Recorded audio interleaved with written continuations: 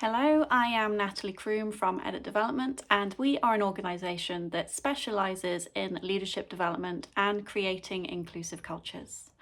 We are delighted to be partnering with powerful women and taking part in the upcoming annual conference, and particularly to be bringing you an interactive workshop focused on the topic of having honest conversations as an ally.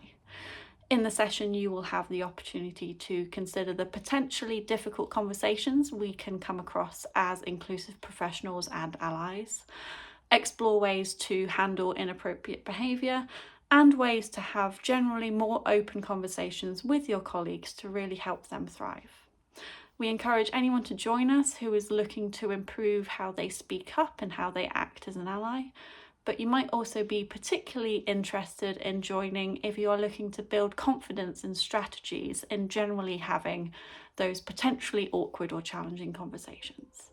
So we hope to see you there. Alternatively, if you would like to explore how Edit Development can support your organisation, you can get in touch with our team at www.editdevelopment.com.